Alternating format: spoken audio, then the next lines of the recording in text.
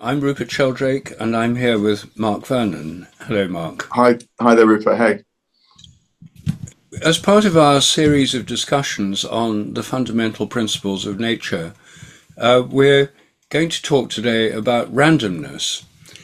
And randomness is a really important concept in contemporary science. But the idea of chance and or whether things are predetermined has a long philosophical history. And I wondered, Mark, as a philosopher, whether you could fill us in on some of the background before we go on to discuss the current scientific state of play. Yes. So it is, in a way, it's quite different in the ancient world, randomness, and how it's understood to developments in the modern world. If you think of someone like Aristotle, he talks about things like randomness. He divides it up in certain ways. So for him, there are some things that happen that are completely necessary, some things which are probable, and some things which happen by chance. But his notion of chance is different from a kind of causeless just happening, which maybe is the more modern sense, because for him, everything always is teleological. And so the whole discussion is wrapped up in his notion of four causes. So there's the material cause, there's the formal cause, there's the final cause, and there's the efficient cause. And final causes, the tendency that exists within the cosmos as a whole, even operates in situations of chance. It's just that in chance, there are maybe more than one cause. So it's hard to know quite how all the efficient and material causes hang together. And so for him, for example, this means that there is such a thing as real luck. When an example he uses, he says, imagine you go into the marketplace in order to buy something, and you bump into someone that you wanted to talk to. Now, you hadn't gone into the marketplace to see this person, you've gone in to get something, but you say, oh, it's lucky that you've come here too, because I wanted to speak to you. And for Aristotle, that's a real phenomenon. It can still be called luck. It's not just chance in the modern sense of the word, because you have an intention to speak to this person. And so that kind of teleological directionality, meaningfulness of an encounter is still very meant for him. In the modern world, if something's meaningful, we tend to, as it were, withdraw that from the nexus of causes, saying, well, that's just something which we add on top. Whereas for Aristotle, no, there's not a kind of place that we position ourselves outside of nature.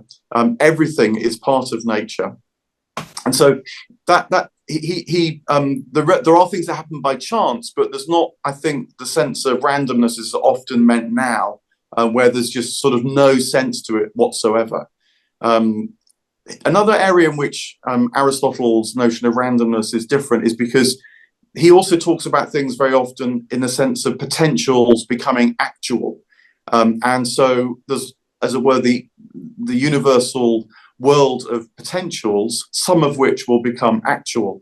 And so quite what it is that brings things to actuality, again, can be much broader, I think, than a strictly mechanical understanding of cause and effect, where essentially there's like a single cause that causes a particular effect, which is a more modern way of understanding things. And another important notion here is fate and providence. That sort of is another layer of the discussion. And providence is the activity of the gods, maybe for good, maybe for ill. The god Tyche is the god Fortuna in Roman times, the sort of the deity that's active in this way. And so it actively engaging with your fate through practices of theurgy, again, affects what otherwise might just seem random things. Aligning your activity, as it were, with the gods through an act of theurgy might bring providence onto your side, and so affect fate in some way.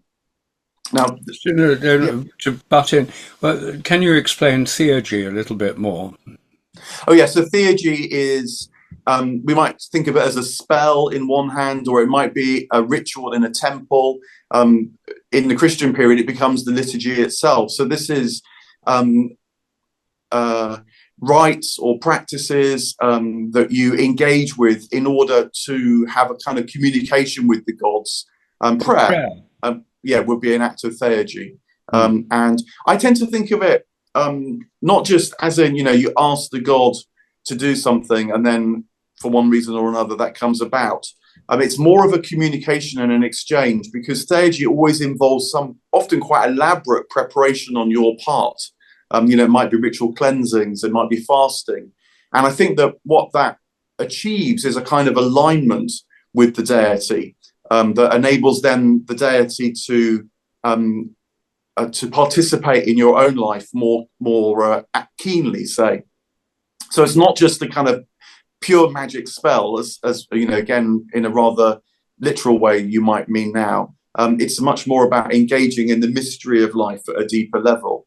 It's a kind of triangulation, really. There's kind of what you want, then there's what's going to happen. But in the third position is yourself changing and becoming aligned with what the deity might help you with. And so prayer, changes you as much as it changes God's mind, as it were. So theurgy is involved in, and another really interesting area is, which actually is a lot in the Bible. I was just checking this before we started speaking, but it's the casting of lots. Lots are cast dozens and dozens of times in the Bible, and one of the most famous moments, if you're a Christian, is when the apostle Judas is replaced by Matthias, and in the Acts of the Apostles they cast lots to decide who should be the new 12th apostle. And again, it's a bit obscure quite what casting lots involved. It seems sometimes it could be dice, sometimes it could involve bits of clay pot. But I think there's a kind of elaborate process around the casting of lots as well, which means that it's a way of discerning.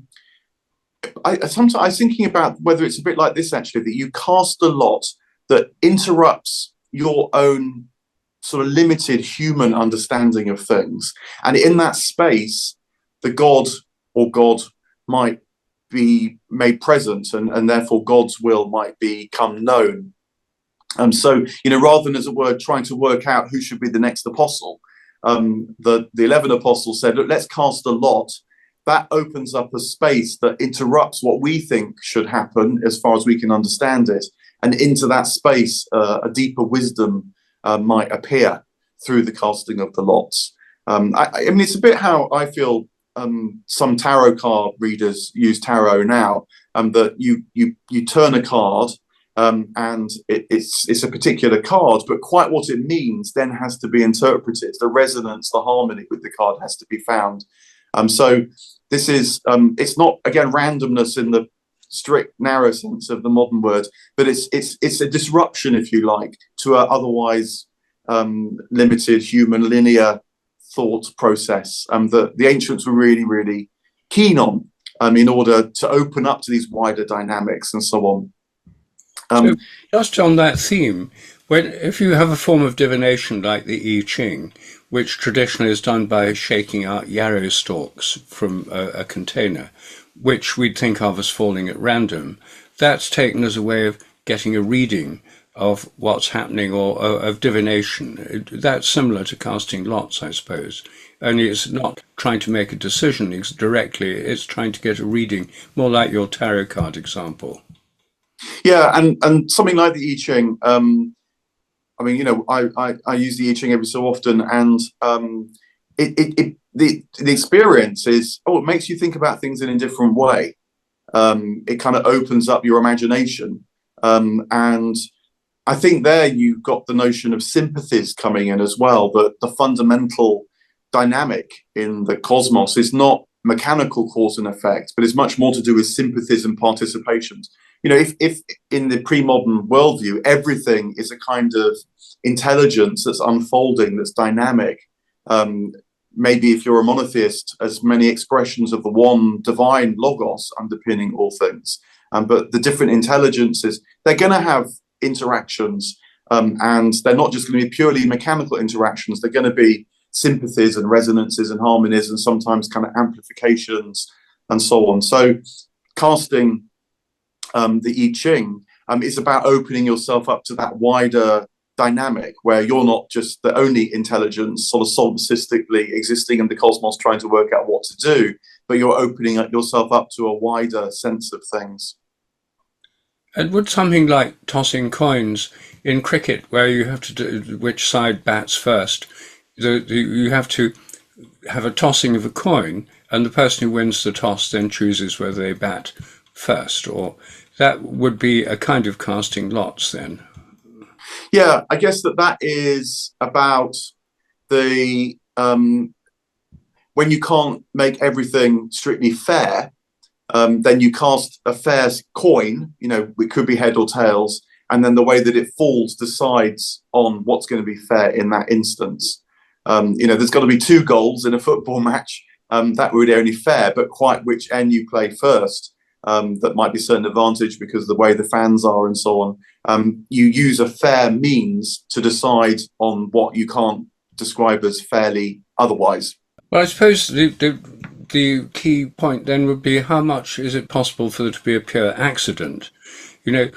If something awful happens to somebody, they have an accident, a rock falls on them as they're walking past a mountain, for example.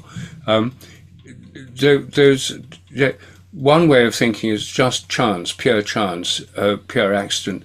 Another way of thinking is, well, it was their destiny, or there was some reason for this, or they're being punished in some way. Or there's a tendency to look for explanations for things that could, from one point of view, be regarded as accidental. This must have been a discussion that's gone on for millennia, if not long. Yeah, and probably in the Western tradition, the most significant discussion of this was Boethius's The Consolations of Philosophy, which was a sort of bestseller right through the late antique and medieval period. And there, Lady Philosophy discusses the activities of fortune, including terrible things that happen to you, which had happened to Boethius. He was a very, very powerful, important, successful player in the court. And then the emperor changed and he was on the wrong side of a kind of internal squabble and was sentenced to death, and a particularly grim death as well. And so it seemed like a rock had fallen on top of him. It certainly had in one way. So he has this sort of terribly searching, testing period while he's awaiting his execution, where in the Consolations of Philosophy, he imagines Lady Philosophy coming to teach him about the nature of fortune and the notion of the wheel of fortune, particularly, that's constantly turning. And when you think you're on the up, you're actually approaching a peak and there will be a downturn as well. And what there's a lot of different facets to discuss. How can God, who knows all things, also see a life where it seems that we determine things as well? And one of the images that Boethius uses is, well, if you imagine yourself walking along a riverbed at the bottom of a steep valley, it feels like you're deciding every step you take. But if God's on the top of the mountain overlooking the valley, to God's view, of course, you're only really going in one direction, which is following the trajectory of the river. And so there can be a bringing together, depending on your perspective. And eventually what happens in the Consolations of Philosophy is that Boethius comes to understand that his fate, to lose everything and die this horrible death, is still the blessed by God, because it's a very tough, but nonetheless, it's a lesson in what you fundamentally trust. And it's not that you shouldn't trust what happens more transiently in life, but nonetheless, you should make sure that you have a kind of deeper trust in the divine action in all things too, which might well be leading you in directions that you can't understand in this life. And yet at some point in the future, you will gain the perspective when you will. And so Boethius's consolation from philosophy is about learning how to put his trust at the last, as he faced death, in God. Yes. Well, this is all very helpful background, because we start a whole other discussion of these issues in the context of science. And with mechanistic science in the 17th century, the idea that things have mechanical causes and each cause has an effect and everything's determined mechanically, worked his way up, as you know, by the beginning of the 19th century to this vision of total determinism. The famous statement of Laplace, that if you knew the initial position of all the particles in the universe and their motion, a supreme intelligence could calculate the entire future of the universe, including everything that humans decide to do, because in this worldview there's no free will, everything's determined physically. And the biologist T.H. Huxley took it even further in the 1860s, when he said that a supreme intelligence, knowing all these initial particles, couldn't just calculate the stars and the heavenly bodies and everything else, but could calculate every detail of the evolution of life and predict with precision the entire fauna and flora of Britain in the 1860s based on first principles, because everything was totally determined. And when I was at school and had been converted to scientism through studying science, I used to think, well, free will has to be an illusion because the whole universe is completely determined physically. I believed this 19th century determinist view. It's a kind of naive scientistic view of nature. And it's still, I meet people who have that view, that it's all physically determined. There's no such thing as free will. There can't possibly be, because they take this extreme view. However, within the sciences, in the 20th century, there was a whole shift of paradigm, and it's hard to find any serious scientists who take the Laplace or T.H. Huxley view today, partly because of quantum theory and the inherent indeterminism that quantum theory reveals, partly because of the development of chaos and complexity theories that show that huge amounts of nature are unpredictable, even in principle, because tiny fluctuations in initial conditions can lead to enormous differences in outcomes. But actually, when you look back in the light of this revolution in the 20th century, the overcoming of that naive determinism, you realize this has actually been there in the sciences ever since the beginning of modern science. Ever since Newton, the three-body problem has been insoluble. You can calculate how two bodies affect each other gravitationally, but when there are three, the interactions are so complex, you can't actually predict the way the whole system will develop. You can do only kind of approximations. And it now turns out that even the set piece of Newtonian determinism, namely the solar system and the orbits of the planets, even that is a chaotic system that in the long run is unpredictable, except in terms of chaotic probability type mathematics. So there's been this recognition of indeterminism in modern science. And I think that what this reveals is that at every level of nature, there's a kind of indeterminism. At the quantum level, at the smallest level, at the level of the weather, there's indeterminism. In the breaking of a wave, every time a wave breaks, there's indeterminism. In biology, the whole of developmental biology is full of indeterminism. If you look at a leaf, take a leaf from a beech tree, for example, the pattern of the veins is different on every leaf. They've all got the same genes. They've grown in a very similar environment. And even if you look at the two sides of the same leaf, the midrib is there, and you look at the two sides of the same, the vein pattern is different on both sides of the same leaf. So there's this kind of indeterminism built into nature, and probably the only place where indeterminism is brought down to the minimum is in man-made machines. We don't want our machines to be indeterminate. If you press an A on your computer, you want an A to appear on the screen in your Word program. You don't want a chance, a 70% chance of something else, or even a 1% chance of something else. You want 100% that it will be A. So we've actually constructed machines that give us a false view of determinism, that deterministic computers give an illusion of determinism. And then in the mechanistic materialist worldview, using a machine as the model for the whole of nature, it gives a false view of nature.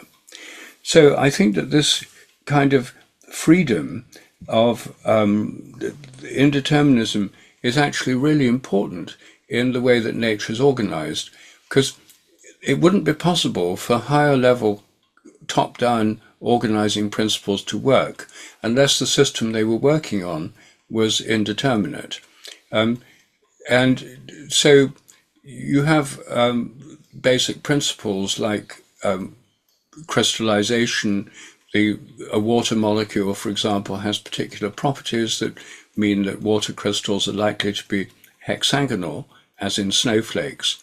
But each individual snowflake is different from each other individual snowflake. There's an indeterminism in the way that the actual crystallization occurs against a background of a kind of determinism that is going to be, generally speaking, hexagonally symmetrical. But there's an interplay there where there's an indeterminism working its way through. And when a biological system is developing, cells can divide, and in tissue culture they do divide. In random order, in a plant callus culture, for example, the cells divide in a chaotic random way. But within a plant, those cells which can divide in any plane of division divide in an ordered way, determined by what I would call the morphogenetic field of the shoot or the root or the leaf or the flower, the developing organ. There's a higher level cause which imposes order or pattern on what's otherwise indeterminate. And I think the same happens in decisions that we make in the operation of free will in our own activities, that our brains and the nervous system in general is highly indeterminate. And when there's lots of things we could do, with equal energetic probability, I could raise my right arm or my left arm, but the decision as to which happens is only possible because it's indeterminate to start with, and then a higher level cause, a decision from a higher level of organization, top-down cause, it can choose one rather than the other.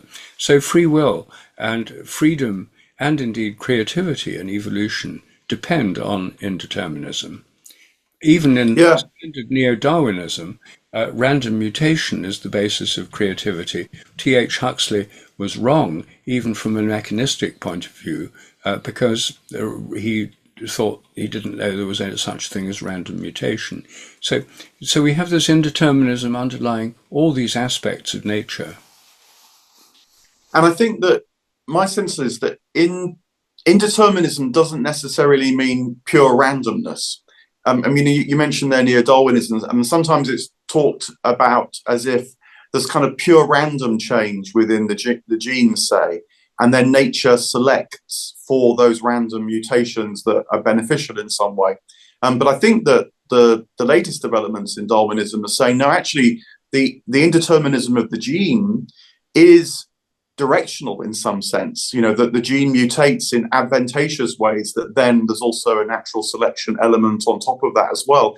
So it feels like this notion that indeterminism is a kind of opening to a deeper patterning, a deeper sympathy, in order that can come through within the sort of dance of life or the cosmos. Am I right in thinking that that's a sort of trend that you can see developing?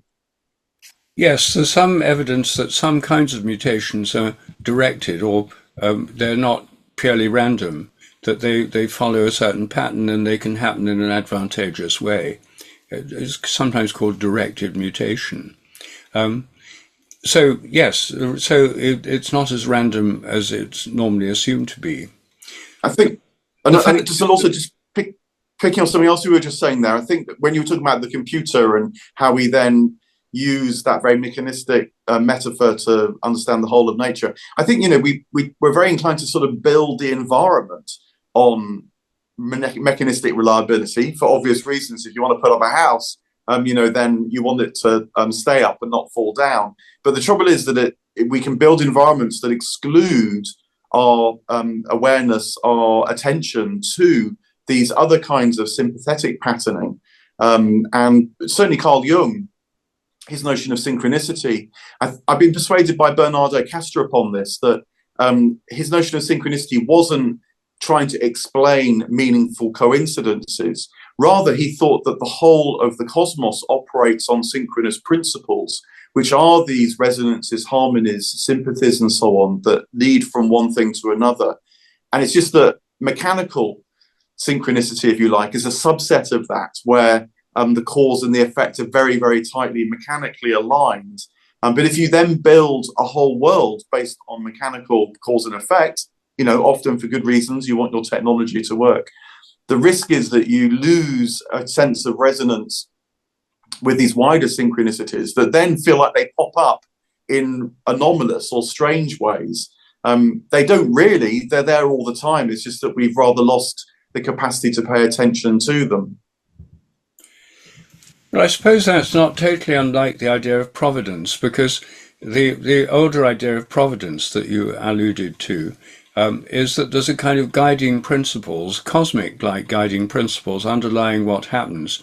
And there may be seemingly random events, but they're sort of brought back towards a more unified cohesion through the activity of providence. And divine providence is seen as an underlying unifying and ordering principle, which could only work actually if what it's ordering does have an element of chaos. Otherwise you'd have just divine predetermination. You'd have no freedom or spontaneity anywhere in nature without some degree of real randomness or spontaneity or indeterminism.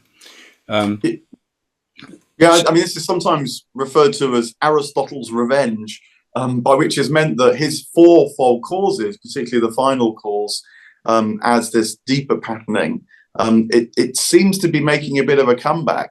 I personally think this is the way to understand Plato's notion of forms or ideas as well, that they're principles that are active in nature that have an impact upon. So, things tend towards that which is more beautiful in some way.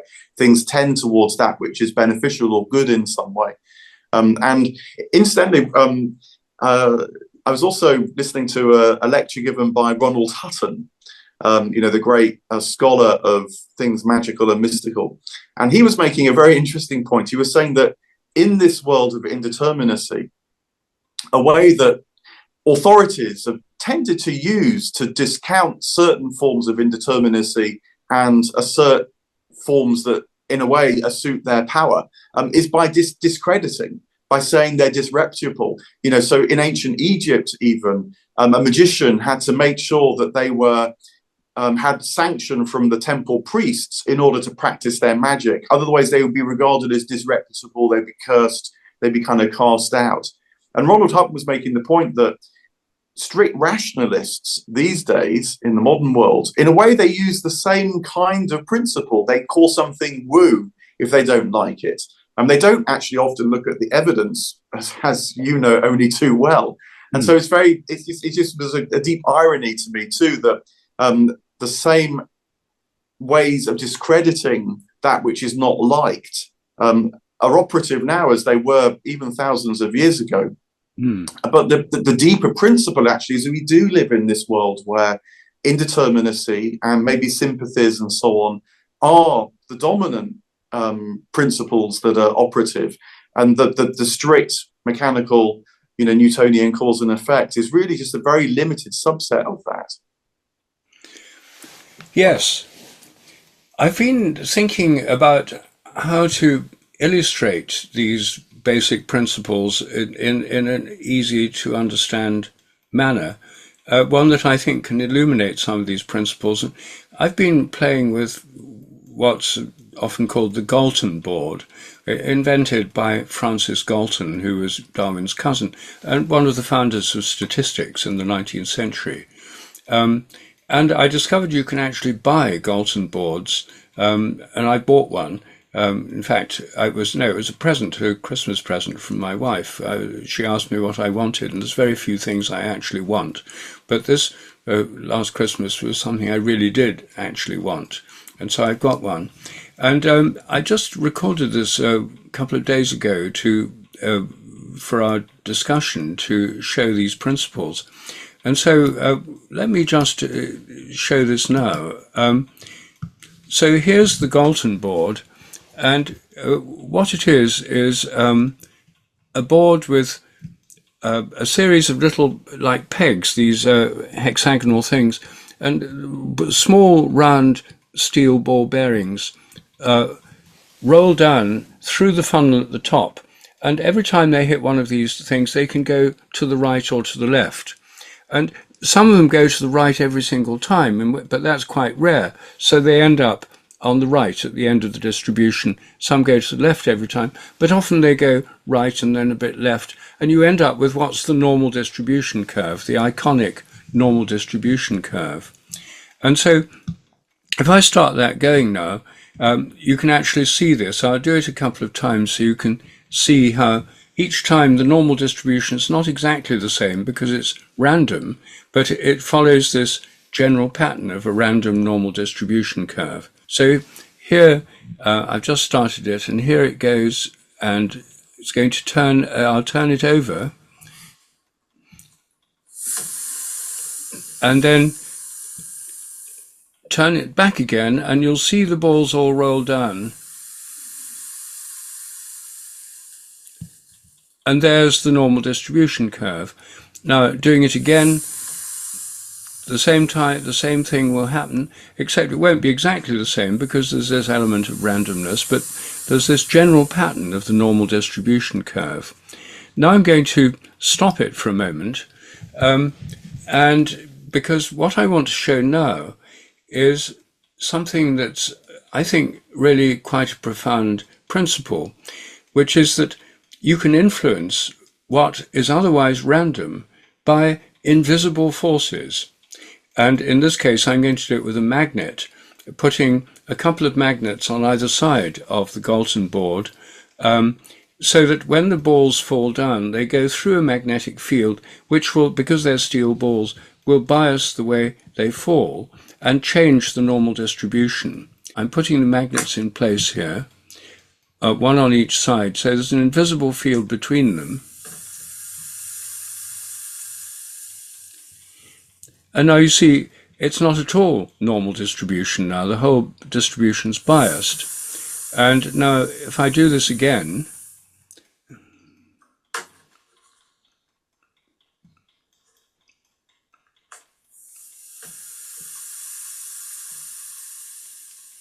again, there's clearly a bias of the whole normal distribution. So what's happening here is that the magnetic field, which is invisible, the field between those magnets is not anything you can see, and it's not material, it's physical but not material, is actually influencing randomness and the whole pattern of randomness.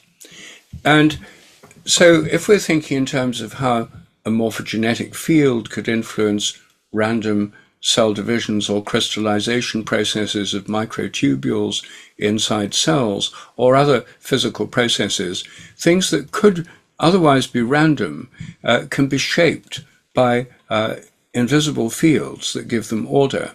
And going back to the bigger question of providence and these bigger shaping forces, as you were mentioning with Jung and the ideas of providence shaping what happens in the world, then again, these invisible forces could impose patterns on otherwise random events.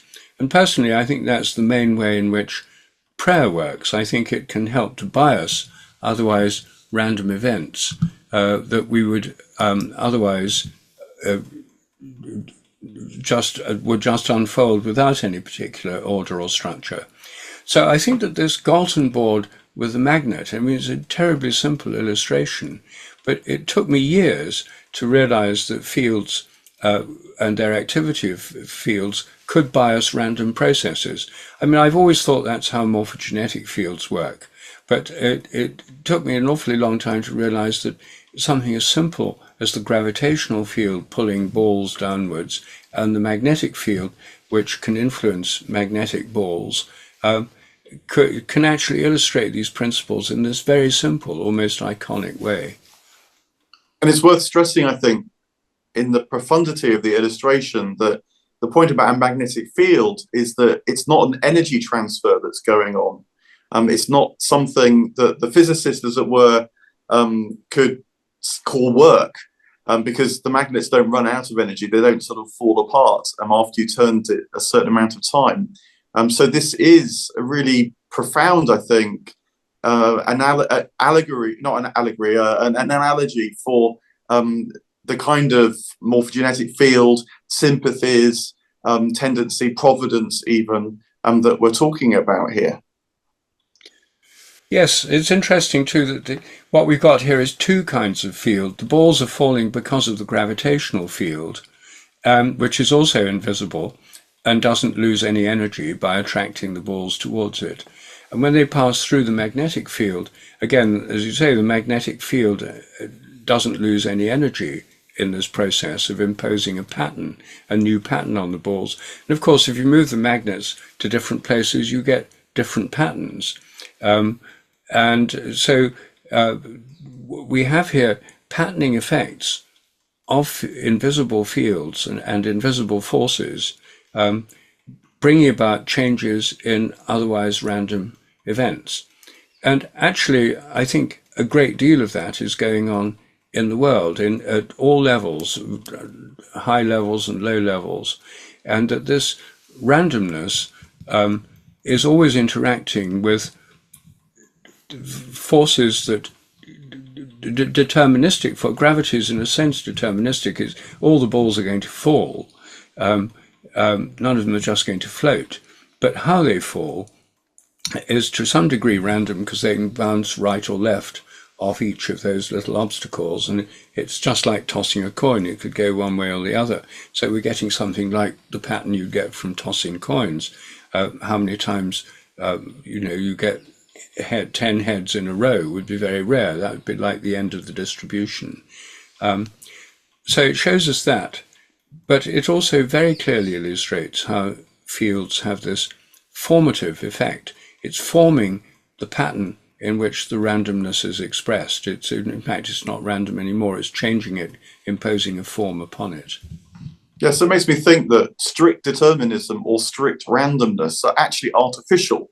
In a scientific experiment, you have to work really hard to remove all the other variables in order for your deterministic law to sort of show up. Whereas, of course, in the natural world, there's never situations like that. It's always multi-layered and multifaceted. And so these older ways, which maybe are returning, thinking about final causes, the nature of fields as you're demonstrating there, providence, sympathies, and so on, in a way, they're more accurate for the way the world actually is. I think they are, yes. Well, that's fascinating. Thanks for the demonstration. It's very wonderful having these visual demonstrations. We had one when we talked about fields as well, because suddenly something very striking, but actually very simple, sort of shines through. So I like your Galton Board. Yes. There'll be a rush on Galton Boards now. Yes. Well, thank you, Mark. Cheers for now.